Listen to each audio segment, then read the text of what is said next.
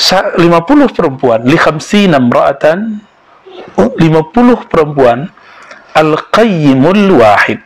Yang qayyim, nah di sini akan intilak ikhtilaf.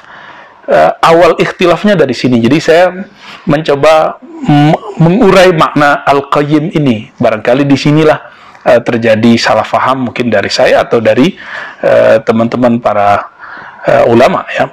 Ikhwan minad du'at.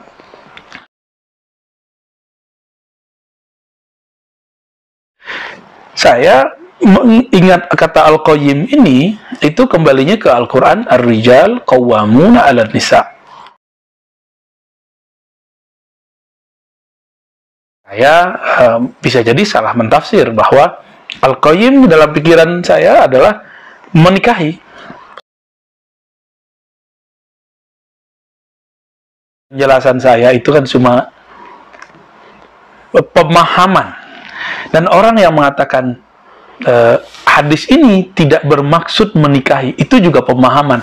Teksnya sama, jadi kita hadisnya sama, cuma penjelasannya berbeda.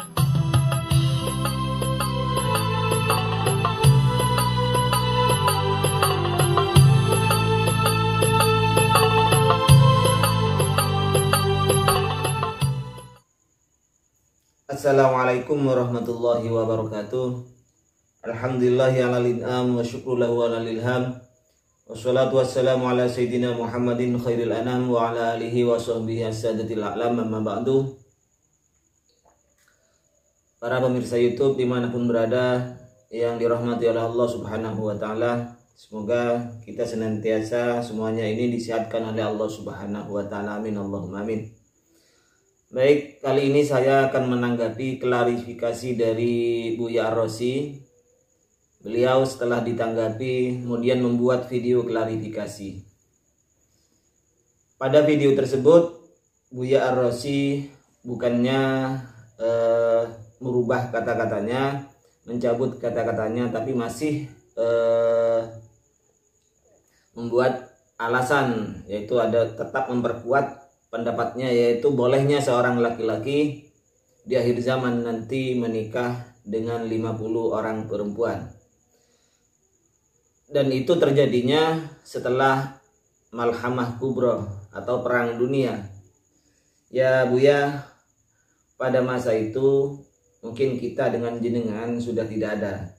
Entah kapan itu Perang Dunia atau yang dikenal di dalam Islam itu Malhamah Kubro. Karena banyaknya orang yang meninggal, banyaknya orang yang mati dalam peperangan tersebut, sehingga perang ini disebut dengan Malhamah Kubro. Pada video tersebut, di klarifikasi itu Buya tetap mempertegas bahwa yang dimaksud dengan Al-Qayyimul Wahid, Al-Qayyimul Wahid itu menurut jenengan, tetapi ini kata teman saya masih menurut ra'yu antum, menurut akal. Kata Ustadz Abi Hamdan itu ini kan berdasarkan aklaliyun, hanya akal-akalan ya. Jadi sampean mengakui dengan tegas bahwa menurut pemahaman jenengan, bisa saja orang itu berbeda pemahamannya. Yang dimaksud Al-Qayyimul Wahid dari Rasulullah itu adalah berarti dilegalkan atau dihalalkan nanti di akhir zaman, itu satu orang laki-laki menikah dengan 50 orang perempuan. Baik Buya, kita sepakat dulu ya. Yang dimaksud dengan Al-Qayyumul Wahid itu, Al-Qayyumul Wahid itu adalah man yakumu bi umurihinna atau bi amrihinna. Jadi orang laki-laki yang bertanggung jawab terhadap 50 orang perempuan. Lafaz Al-Qayyim ini jenengan secara akal jenengan menafsiri sendiri bahwa itu adalah bisa jadi, yang namanya pemikiran, bisa jadi itu sebuah isyarat dari Rasulullah melegalkan pernikahan satu orang laki-laki dengan 50 orang perempuan. Berdasarkan jenengan itu mengutip ayat sebagaimana lafaz Al-Qayyim ini adalah ar-rijalu qawwamuna 'alan nisa. Di situ kan ada hubungan antara laki-laki dan perempuan. Yang maksud qayyum itu adalah ikatan pernikahan atau suami istri. Dan jenengan juga mengakui bahwa jenengan masih tetap istiqomah dalam madhab Syafi'i. Alhamdulillah kalau begitu. Baik, tentunya jenengan juga tahu di madhab Syafi'i, Imam Syafi'i sendiri di dalam kitab Al-Um itu menjelaskan juz 6 itu halaman 131, fadallat sunnatu Rasulillahi sallallahu alaihi wasallam ala anna intiha Allahi azza wa jalla fil adadi bin nikahi ila arba'in tahrimun ayyajma'a rajulun binikahin baina aktsara min arba'in. Sunnah Rasulullah, hadis Rasulullah itu menjelaskan Allah telah memberikan batasan maksimal perempuan yang boleh dinikahi oleh orang laki-laki, jumlahnya itu hanya ala arba'in, atas 4. Maka kata Imam Syafi'i, hadis tersebut kata Imam Syafi'i tahrimun ayyajma'a rajulun binikahin baina aktsara min arba'in. Maka haram hukumnya laki-laki menikah lebih dari 4. Ini kalau jenengan masih konsekuen dalam madhab Syafi'i. Ini kata Imam Syafi'i, Bu ya. Maka di dalam kitab Maratibul Ijma Sahifah 115 di situ dijelaskan wattafaqu ala anna nikaha aktsara min arba'i zaujatin la yahillu li ahadin ba'da Rasulillah. Semua ulama sepakat, semua mazhab yang 4 ini sepakat, laki-laki menikah dengan perempuan lebih dari 4 ini tidak halal setelah Rasulullah. Tidak halal. Jadi di sini kata-katanya ba'da Rasulillah, la yahillu li ahadin ba'da Rasulillah. Tidak halal bagi seorang pun, tidak halal bagi satu orang pun untuk menikah lebih dari 4 setelah Rasulullah. Setelah Rasulullah. Jenengan di situ diklarifikasinya menyebutkan seperti Nabi Daud itu menikah sampai 99. Iya kan? Itu syar'i man qoblana, Bu ya. Syariat hukum sebelum Rasulullah itu memang berbeda. Maka dinasah dengan adanya Islam. Ada yang dinasah termasuk hukum itu, hukum adat jumlah laki-laki menikah lebih dari 4 itu sebelum syar'i man qoblana, berarti sebelum Rasulullah. Setelah Rasulullah, maka batasan maksimal untuk umatnya bukan untuk Rasulullah, karena Rasulullah itu punya khususiyah, punya keistimewaan menikah lebih dari 4. Bahkan Rasulullah itu punya keistimewaan menikah tanpa wali, tanpa saksi. Dan kalau umatnya seperti kita itu, maka hanya maksimal 4. La yahillu li ahadin ba'da Rasulillah. Nah, ini di dalam Maratibil Ijma. Kemudian pada video saya terdahulu yang sebelumnya yang menanggapi pertanyaan jenengan itu banyak komentar-komentar yang mengatakan membandingkan apalah artinya saya dibandingkan dengan jenengan. Oke, Bu ya. Saya mengakui memang bahwa jenengan sudah terkenal, jenengan orang alim, jenengan gelarnya sudah doktor dibandingkan saya yang hanya lulusan sanawiyah. Cuman begini, Bu ya. Saya menyampaikan kritikan seperti ini masalah pribadi. Saya tidak punya urusan pribadi dengan jenengan, tapi ini adalah dalam ranah keilmuan, ranah ilmiah, dan ini jenengan sudah bertentangan dengan mazhab yang 4 dan bertentangan dengan ulama-ulama yang terdahulu. Jadi walaupun saya itu bukan siapa-siapa dibandingkan jenengan, saya kira jenengan sudah paham dan alim dalam ilmu tasawuf. Bahkan jenengan itu adalah termasuk min ahli turuk, dari ahli thariqah, ahli tasawuf. Ada satu cerita begini, Bu ya. Tentu jenengan sudah tahu ini. Ketika Imam Abi Hanifah ini bertemu dengan seorang anak kecil. Waktu itu anak kecil pakai sandal kayu. Sandal kayu itu kalau di bahasa Jawanya bekiak, kalau di Madura itu pecah. Kemudian Imam Abi Hanifah ini memperingatkan si anak kecil tersebut ketika dia memakai sandal bekia atau sandal yang terbuat dari kayu itu dan sambil memangku kayu. Kata Imam Abi Hanifah, "Nak, hati-hati, nanti kamu jatuh dan kamu terpeleset gara-gara terompah dari kayu yang kamu pakai itu. Kemudian si bocah, si anak kecil itu menjawab, alhamdulillah telah memperingatinya. Kemudian anak kecil itu bertanya, siapa Anda wahai orang tua? Kemudian Imam Abi Hanifah ini menjawab, saya Nu'man. Dan lalu si anak kecil ini menjawab, oh kamu jenengan ini adalah yang terkenal dengan Imamul A'dham, imam yang besar. Kemudian Abi Hanifah menjawab, itu adalah sematan yang diberikan masyarakat kepadaku, bukan aku yang menyematkannya.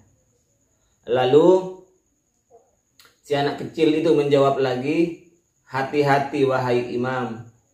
Jangan sampai hati-hati dengan gelarmu wahai imam. Jangan sampai gelarmu itu, ketenaranmu itu bisa menyebabkanmu tergelincir ke dalam neraka. Kalau saya tergelincir gara-gara bekia ini, gara-gara terompah dari kayu ini, mungkin hanya saya luka.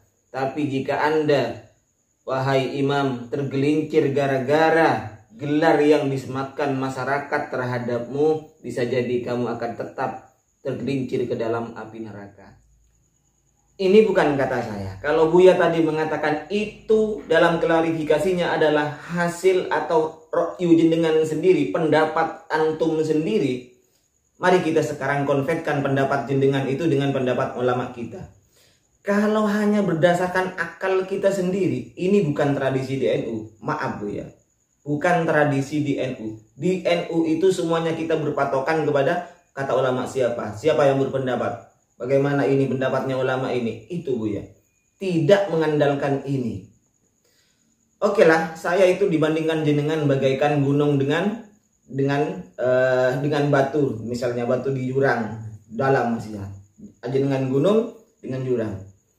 Tetapi Buya, ingat, siapa yang berkata seperti itu, kita kompet pernyataan jenengan itu dengan pernyataan Imam Al-Qurtubi.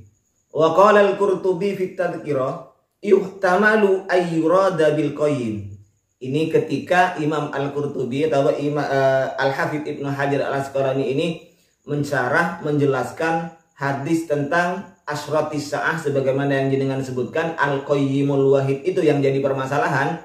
Di sini Imam Qurtubi menjelaskan yuhtamalu ayyurada bil qayyimi, maka bisa diarahkan lafadz qayyim ini bisa kita artikan mayyakumu alaihinna, orang laki-laki yang bertanggung jawab mengurus perempuan. Satu, kata beliau, sawaun kanat mautuat amla, baik laki-laki baik wanita yang 50 itu, baik itu bisa diwatik, bisa dijima, artinya istrinya sendiri, amla atau bukan istrinya Buya.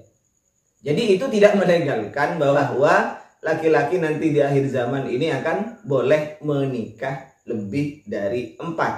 Kita sudah sepakat bahwasanya itu ijma maklumun, sudah diketahui dari Al-Quran dan hadis bahwa batasannya hanya 4. Jadi menurut beliau Al-Qurtubi, lafadz al-qayyim ini bisa diartikan sebagai man yakumu alaihinna, laki-laki yang mengurus urusan 50 orang perempuan, baik itu istrinya sendiri atau bisa jadi tidak.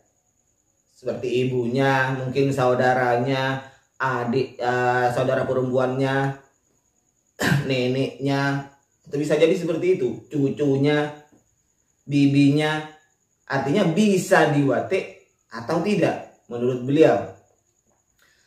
Terus yang kedua, wa yuhtamalu ayyakuna dzalika yaqa'u fi zaman alladzi la yabqa fihi man yaqulu Allah Allah. Bisa jadi memang Buya itu terjadi, kata beliau, setelah malhamah kubro nanti di akhir zaman, bisa jadi orang laki-laki, satu orang laki-laki itu bisa menikah dengan 50 orang perempuan, bisa jadi seperti itu. Yaqa'u alladzi la yabqa, tapi itu nanti terjadinya alladzi la yabqa fihi, yaqa'u fi zaman alladzi la yabqa fihi may yaqulu Allah Allah. Itu bisa saja terjadi ketika di dunia ini sudah tidak ada orang yang mengatakan Allah, Allah, Allah. Artinya kemungkaran sudah merajalela, Islam sudah tidak dikenal lagi. Artinya bukan legal. Mereka mengerjakan itu memang karena kebodohannya. Karena sudah di hadis-hadis sebelumnya, sebelum hatta yakuna li khamsina imra'atan itu al-qayyimul wahid itu sebelumnya memang di situ ayyurfa'al ilmunya sudah dihilangkan oleh Allah, sudah dicabut oleh Allah, yang banyak perzinahan dan di akhir zaman kan seperti itu. Karena sudah banyak kehilangan, yang banyak yang bodoh, kebodohan yang merajalela, ilmu sudah dicabut, orang alim sudah tidak ada, sehingga orang sudah tidak mengenal Allah lagi. Di situ kemungkinan bisa terjadi, Buya. Tetapi ini bukan berarti mengelegalkan.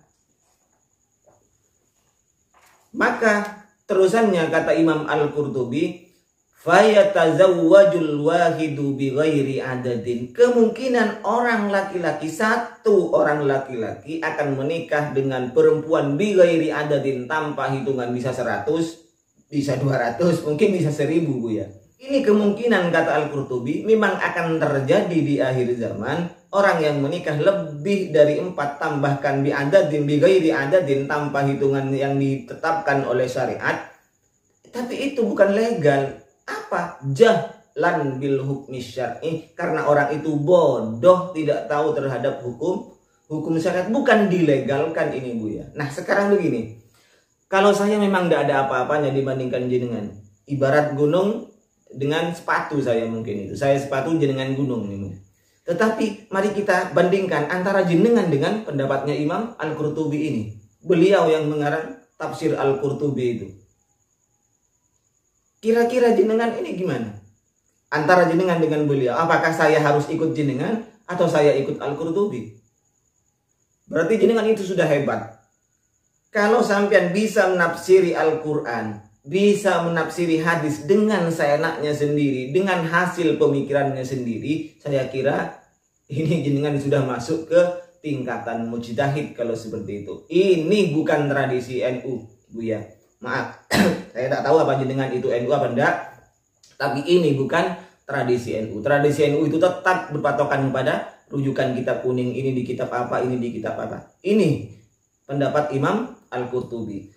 Sekarang begini, Bu ya, begini saja. Kira-kira siapa ulama yang menafsiri bahwa Al-Qayyimul Wahid ini adalah melegalkan atau menghalalkan orang laki-laki, satu orang laki-laki menikah dengan 50 orang perempuan. Sebutkan saja, kan gampang, simpel sebenarnya ini. Ini menurut ulama ini tradisi kita ya. Tradisi DNU seperti ini. Ini menurut ulama ini kitabnya ini kitabnya ini. Nah, sekarang siapa? Jangan hanya mengandalkan akal. Jangan hanya memaknai hadis dengan pikiran kita sendiri, memaknai Al-Quran dengan pikiran sendiri. Ini kan sama saja dengan salafi namanya.